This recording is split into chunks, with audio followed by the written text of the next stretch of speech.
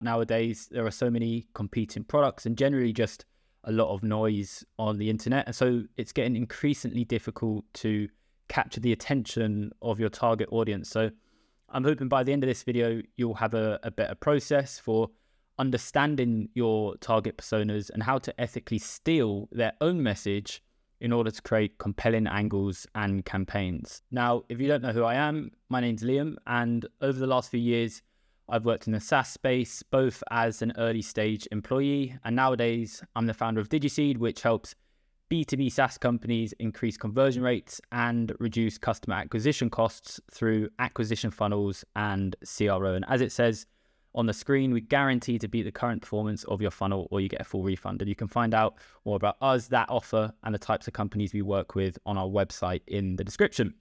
So let's jump into it. So what we'll be talking about, first of all, just briefly cover why do companies struggle to create high-performing campaigns, campaigns that capture the attention of their target audience and lead to, increased reach and conversions. And then I'm going to give a step-by-step breakdown of the message mining process, what it is, and the steps you need to take to be successful. I've got roughly 20 to 25 slides, and so I'm going to be breaking down a live example of how to do that. So why do companies struggle to create high-performing campaigns? Well, so number one, it's a lack of a UVP, so unique value proposition. It's no surprise there are so many competing SaaS products in the market, similar features, similar technologies, targeting a similar audience. And so a lot of SaaS products just sound the same. They're struggling to stand out, and you sort of end up in this situation where buyers are sport for choice. They want to buy a piece of software to help them solve a problem, and there are 10, 20, 25 options that help them achieve that outcome, and everybody sounds the same, and so everybody's fighting for the attention of these buyers. And obviously the best way to get ahead in those scenarios is to be unique, is to stand out, is to have a UVP. And secondly, not understanding the target persona on a deep level. So these are kind of interconnected. If you don't understand your market, if you don't understand your target personas on a really deep level, what motivates them to buy a SaaS product, what are their challenges in their day-to-day job? If you don't understand those, then you're never going to be able to craft messaging or campaigns that capture their attention, right? Because your messaging is just simply never going to resonate. And the message mining process will help you get a better understanding of your target audience. And then it will also help you not sound like everyone else, stand out, have a unique message that does capture their attention rather than sounding like everyone else. Because as it says here, buyers have become numb to marketing lingo, right? Even marketers, right? We have become numb to, buzzwords. You visit someone's website, you see their content, and you can just see right through it. You can just see, they're trying to sell to you, and they've got some kind of, secondary agenda. And some examples, these are the classic sort of marketing lingo I constantly see when I'm, swiping ads, landing pages, etc. 10x your revenue. For some reason, SaaS companies, marketers love to use 10x. Everything is just 10x, which obviously doesn't make a lot of sense, and it's not realistic. Project management on autopilot. So this is sort of could be vertical specific SaaS products on autopilot. Again, what does that mean? I think we've all accepted that software, the whole point of software is to automate things. And so we kind of get it that, SaaS products automate things. So that's not really a unique value prop anymore. And also, what does autopilot mean? What do you define as project management? It's not specific enough. It's just very vague and sort of surface level. Similarly, AI-powered business intelligence. So there's a lot of talk about AI at the moment, rightfully so. There's some impressive stuff going on. We're using it internally to help some of our internal workflows, and it's impressive. But, as a sort of main value prop, does it stand out? Does it sound does it sound similar to loads of other products? Probably so. And then even still, what does this even mean? AI-powered business intelligence. What does business intelligence mean? It's just not, captivating. And as it says here, it's genuinely, and I'm not saying this just to be cringe or cliche, but it's genuinely got to the point where you visit a SaaS company's website and it takes minutes to decipher what they're saying, what the product does, why it's unique, and how it benefits you, which are ultimately the three things that visitors care about, right? What do you do? How do you do it? And what do I get out of it? And it's just affecting people's growth because visitors are going to a SaaS company's website.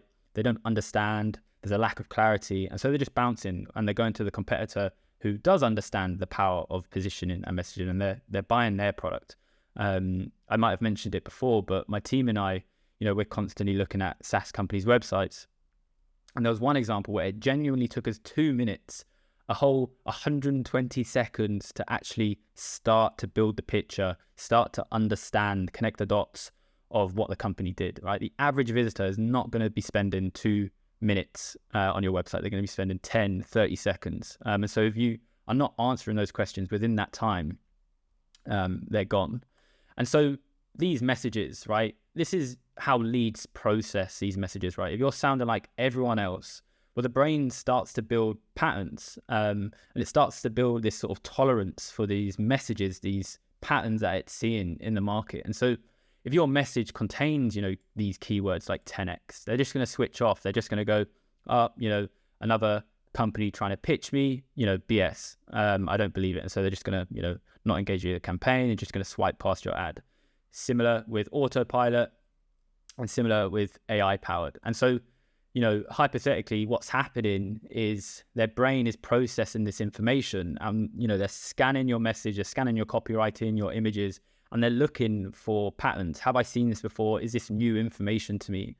And if they've seen it before and they associate it with, past experiences with bad products, bad salespeople, just bad experiences in general, then, the brain is just clicking the ignore button.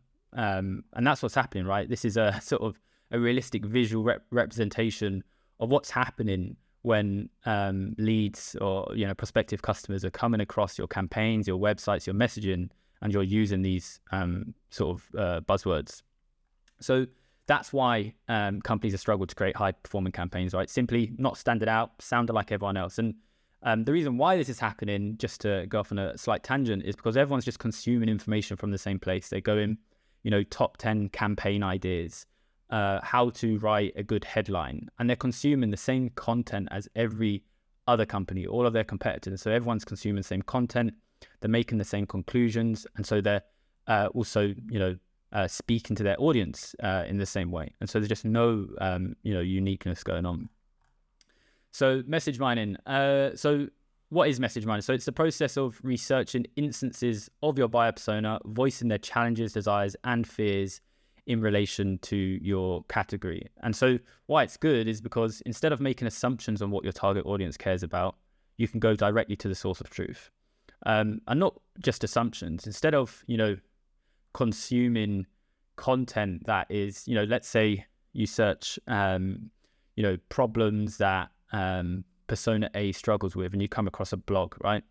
These pieces of content are optimized for engagement. They're not optimized for value, right? They just want people to click on their website. Maybe they're going to ask you to opt in and sell to you via their email. And so you're consuming recycled information when instead, through message mining, you can just go directly to the source of truth. There's no middleman.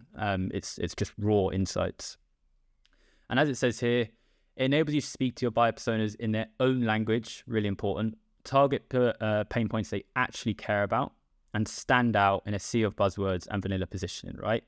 If I am a head of customer success, struggling with, I have a short-term churn problem. So, we're struggling with onboarding. Customers are leaving in the first sort of 60 to 90 days of purchasing our product. That's a really specific problem. And there are probably keywords that I'm searching for. There are probably specific topics, subtopics on my mind. And so if you can uncover what those are, what those challenges are, what those desires I have, and you put that into your messaging and your campaigns, then that is going to resonate with me rather than a campaign which just says, 10x your retention or AI powered retention marketing. If you actually talk about the specifics, then of course your message is going to resonate with me. Okay, so let's jump into it. So message mining. So I'm going to keep this fairly high level.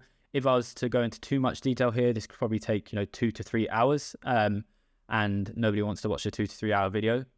So we're going to keep it high level, but enough information that you can walk away and understand the process. So step 1 is finding the watering holes.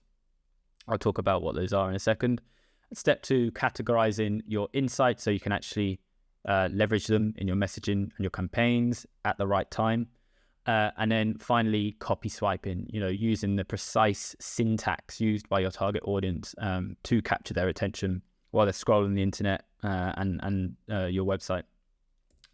So finding the watering hole. So for this step, you need to be asking yourself, where does my target audience congregate on the internet? So we're trying to find those watering holes over the internet where your target audience is. And some examples of these, so private communities, Slack, Discord, school, public forums, so Reddit, Quora are really good, and social communities, so like Facebook, LinkedIn groups, stuff like that. Now, just one thing to note here is, generally speaking, you are going to find the most valuable information in private communities. And the reason for that is pretty simple, is because people are willing to be a bit more vulnerable. They're willing to open up, and are willing to share sort of the raw truth in private, rather than, airing their dirty laundry on social platforms. And also you'll find in private communities is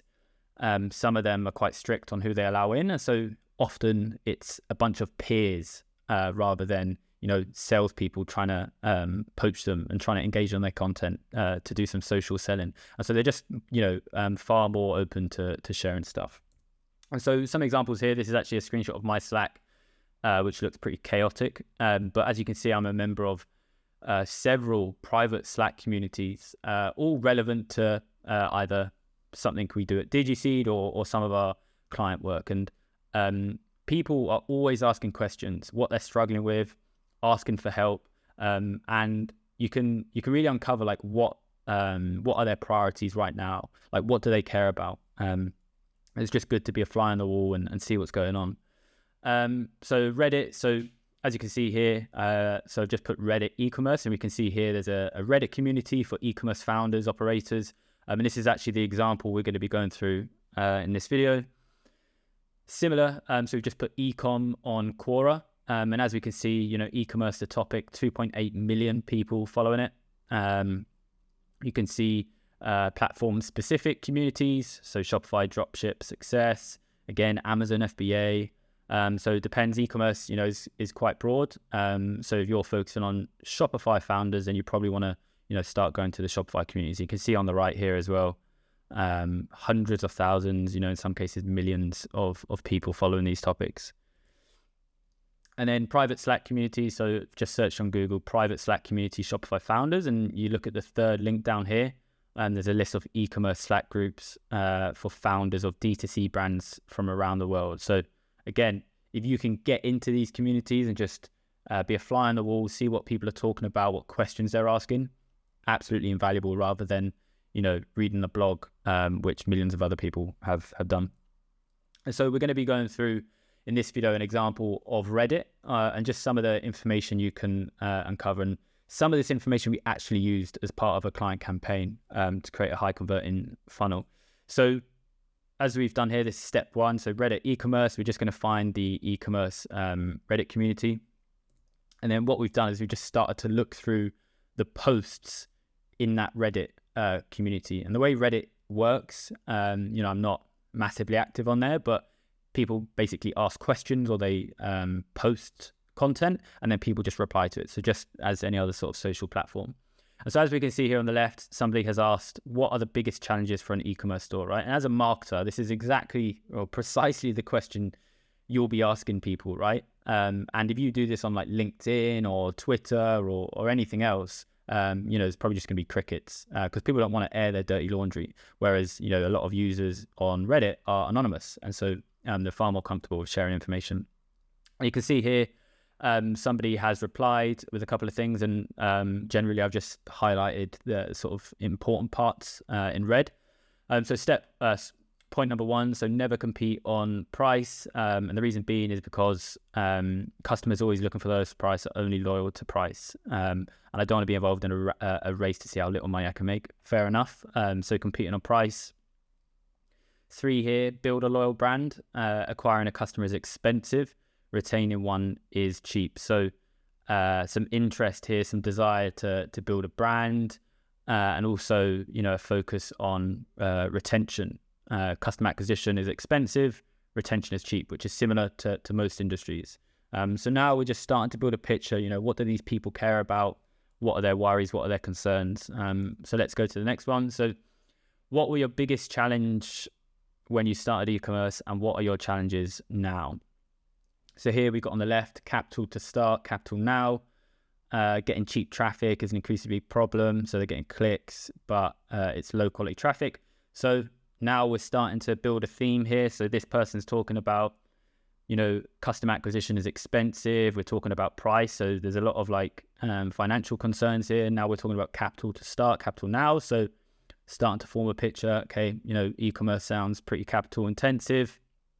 And then this person on the right, ad costs, shipping costs, packaging costs, everything. And you actually have 10 to 15% profit. So somebody actually sharing what their profit margins are here. So now, again, starting to build a picture, e-commerce, low profit margins.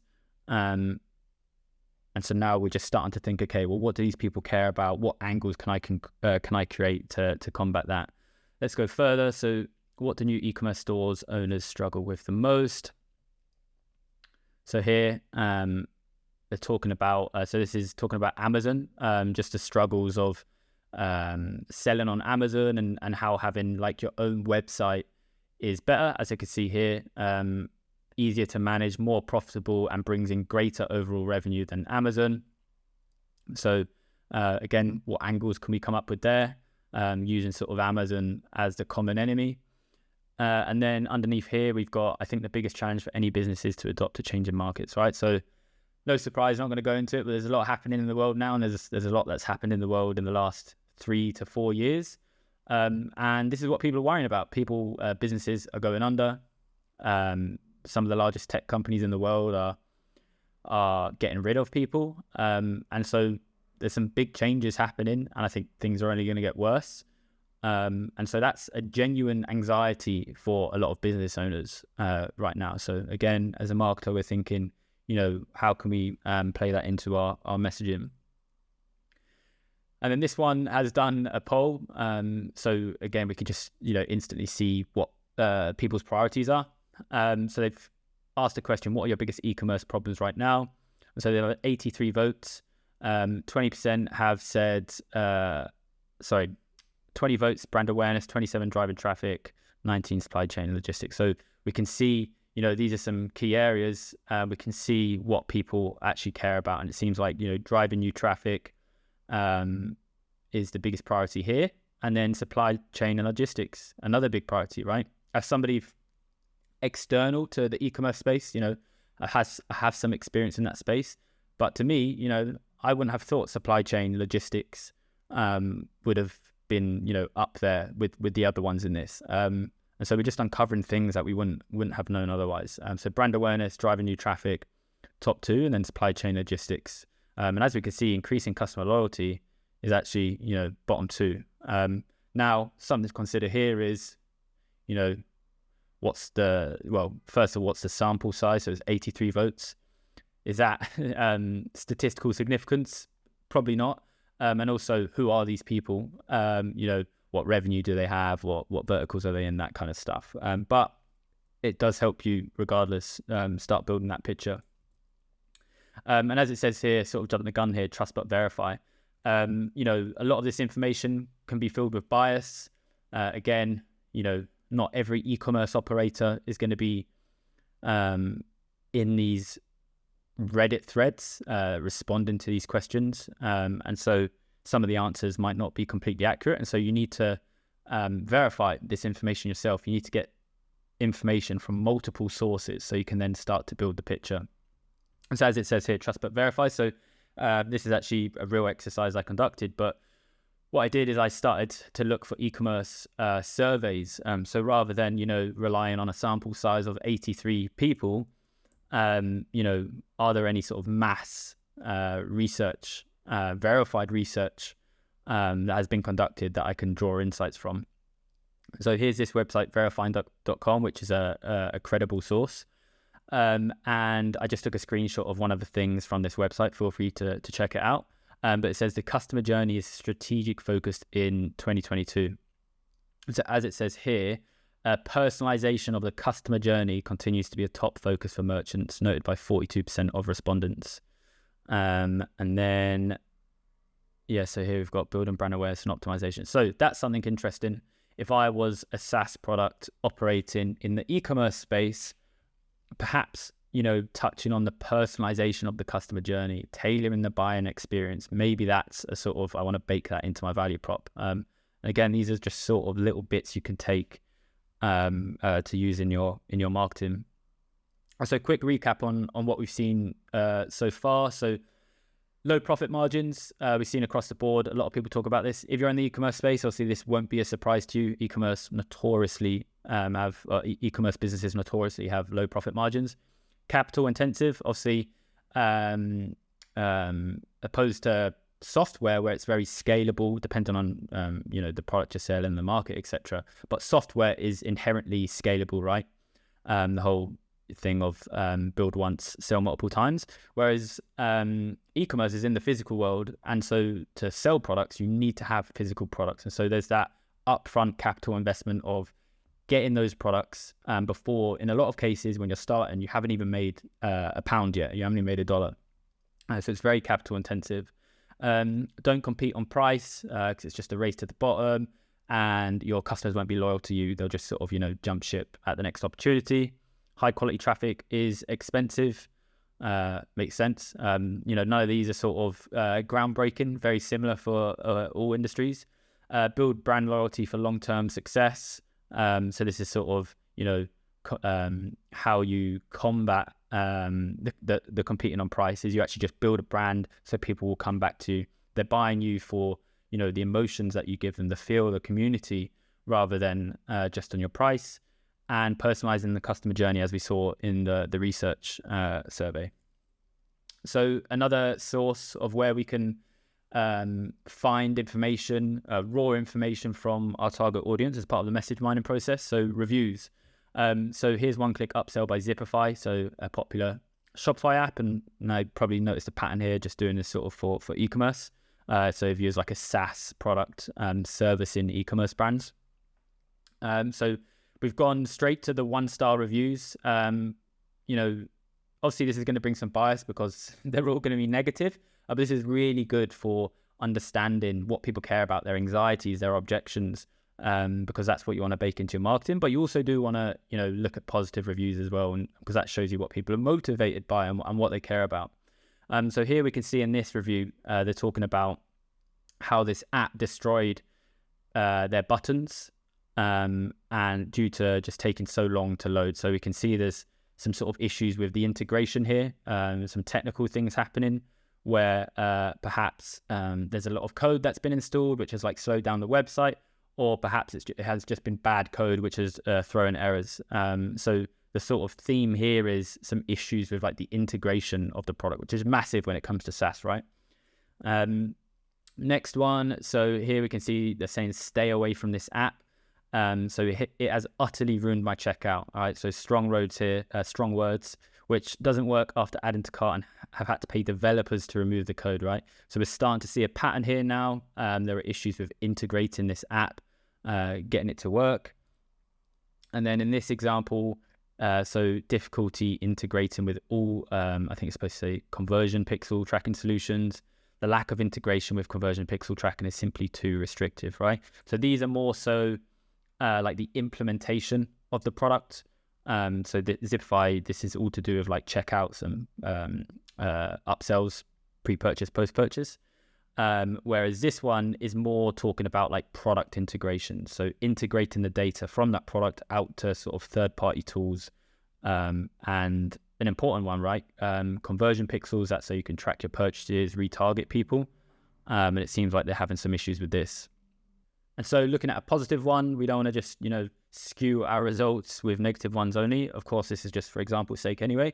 But here we can see this person has said they had the best onboarding experience they have ever received in their 19 years of being a business owner. So this is very punchy, right? Saying they've single-handedly made them a customer for life.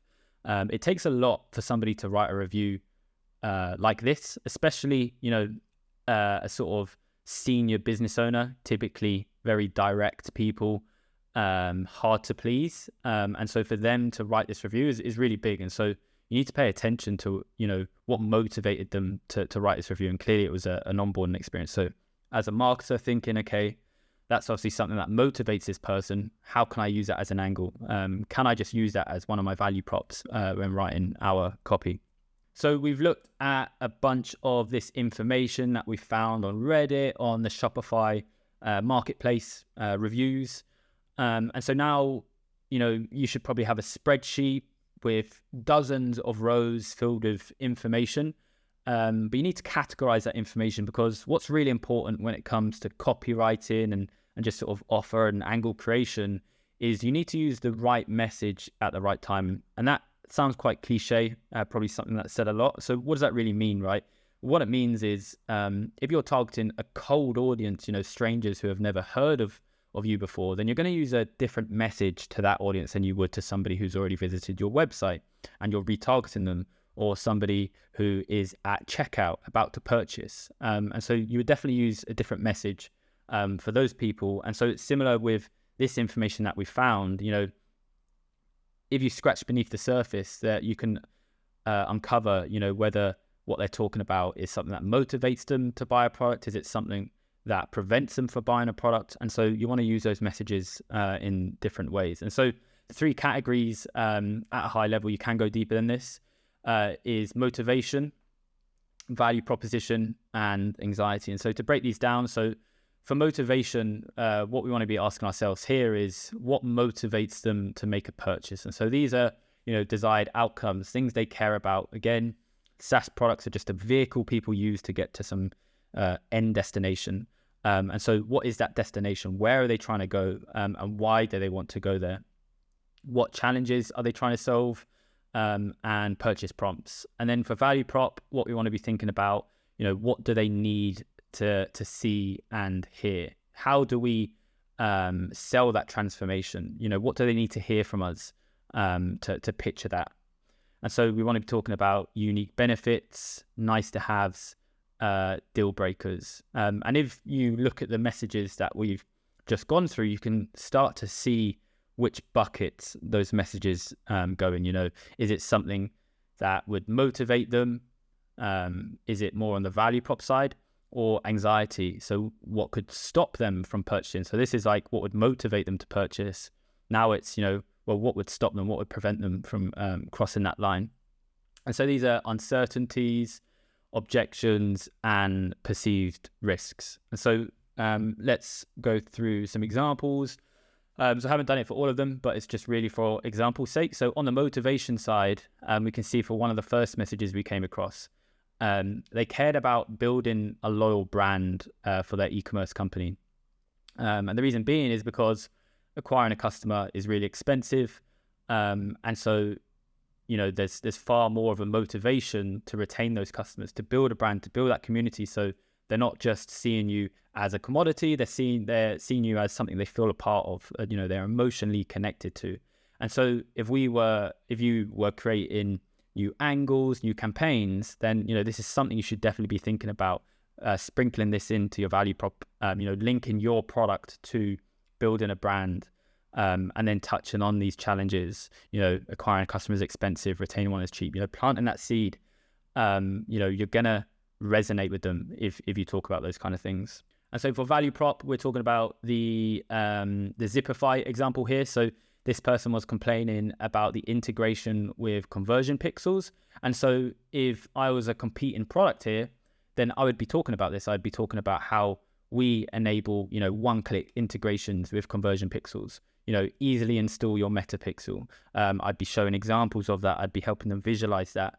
That would be at the forefront, because as we can see, that's obviously a weak point for this product.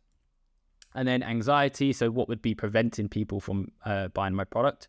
So here we can see this person who had issues with the implementation of this product. And so their anxiety when they're looking at these products in the market is, is this going to break my checkout like that other product did? Am I going to have to pay developers to implement this? Is it going to waste my in-house developers' times? And so a way to combat this through your messaging is just talking about how easy it is to implement, no code implementation. You could literally say, you don't have to bother your developers because this person has been burned and so have many others. And this is clearly a weak point for this product. And so that's the anxiety people are going to be having is, what does the implementation of this product look like? Is it going to take long? Is it going to waste time? And so we can use that to our advantage. And then final step, copy swiping. So this is where we're, using these insights to now create our headlines, our campaigns, our angles. And so what you want to be thinking here is what is the precise syntax used by your target audience that you can swipe to create compelling headlines and campaign angles. So looking at all this information we've found across the internet, how can we now leverage that to benefit our company, to target those pain points, to speak about those outcomes, to handle those objections that people are going to be thinking about. And so some examples here. So build a loyal brand. There's obviously a desire amongst e-commerce companies to build a brand with their audience. And so that's a desire. That's something we want to be talking about. How can we link our product to building a loyal brand? So you don't have to compete on price. So this is obviously a challenge for e-commerce brands, is competing on price, a race to the bottom being a commodity. And so maybe your product can be linked to that, so they don't have to compete on price. They can create their own lane. They don't have to compete with everyone else. They can create their own blue ocean without profit-killing discounts. E-commerce brands we've identified very capital-intensive, low profit margins. And so brands are going to be reluctant to give, just hand out discounts willy-nilly to customers because one, they lose margins, but two, it also cheapens their brand. It trains the customer to believe, okay, well, I can just get a discount from this company all the time. And so, maybe you can link your product to that, well, you don't have to do that anymore through our product because it's going to increase the perceived value. And so you don't have to use discounts anymore without frustrating your developers. So this is more on like the technical side, the implementation, the integrations. This is an anxiety e-commerce brands are going to have. This product sounds great, but, are my developers going to be able to implement this? Do they have the time? And so you can use this to handle those objections in your copy, in your campaigns. And then finally, without breaking your checkout, right? This is a very specific one, but checkout is the most important part of the e-commerce shopping experience. You can have a great front end store, but if people can't check out and purchase your product, well, then you have no revenue, right? And so this is sort of the Achilles heel of the e-commerce brands. And so perhaps you can talk about this somehow in your value prop. If you were competing with these products, you could use this in your copy, without breaking your checkout, and instantly again think, okay, yeah, I remember that bad experience. Let's check these guys out. And it's just a way to stand out. Now, I think that's it. So I'm not sure how long this one has gone on for, but hopefully you found that valuable. Message mining, really, really, really powerful to use as part of your campaign and angle ideation process. I recommend, trying it for yourself. Just go down those rabbit holes on the internet where your target audience congregates. Just be a fly on the wall. Maybe even ask questions, ask to hop on calls with people, DM them. But you're going to find your high performing angles in these places. So always try to go to the source of truth rather than consuming content that is optimized for engagement, right? You always want to find the unfiltered truth. So I hope you found that valuable. If you have any questions, if you'd like to learn more, just reach out to me and I'd be happy to help. Right. See you on the next one.